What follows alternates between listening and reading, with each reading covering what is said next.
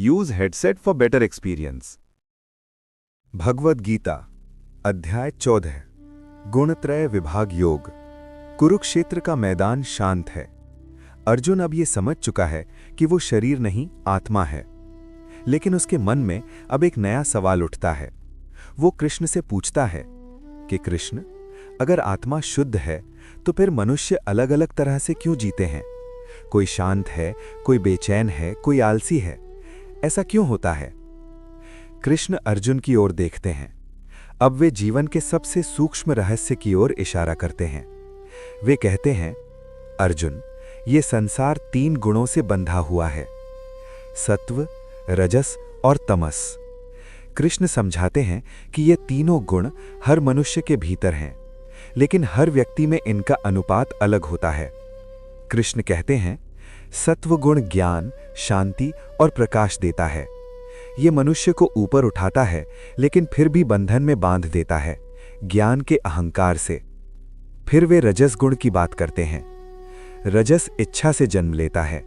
ये मनुष्य को कर्म में दौड़ाता है, सफलता की भूख देता है और अशांति पैदा करता है। फिर कृष्ण तमस को बताते हैं।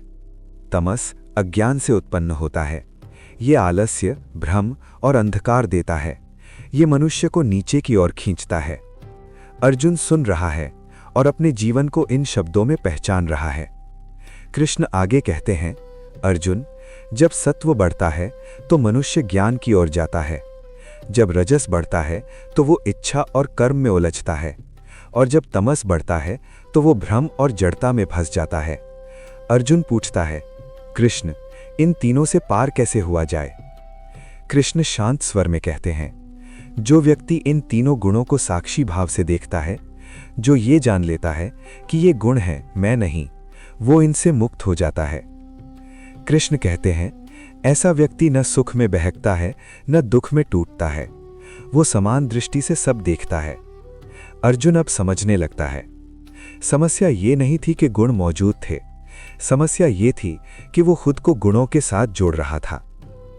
यहीं समाप्त होता है भगवद गीता का 14वां अध्याय, गुणत्रय विभाग योग। अध्याय 14 हमें अपने जीवन को समझने की चाबी देता है। ये अध्याय बताता है कि हर भावना, हर आदत, हर प्रतिक्रिया हम नहीं हैं, वे गुण हैं। कभी हम शांत होते हैं, कभी बेचैन होते हैं, कभी सुस्त होते हैं, लेकिन इनमें से कोई भी हमारी असली पहचान नहीं है। ये अध्याय हमें सिखाता है कि गुणों से लड़ना नहीं है, उन्हें पहचानना है। जब हम ये समझ लेते हैं कि ये रजस है, ये तमस है, ये सत्व है, तो हम उनके गुलाम नहीं रहते। गुणत्रय विभाग योग हमें ये सिखाता है कि मुक्ति का मार्ग गुण बदलने में नहीं, गुणों से ऊपर उठने में है। और जो व्यक्ति इस दृष्टि को पा लेता है, वो जीवन के हर उतार चढ़ाव को शांति से देख पाता है।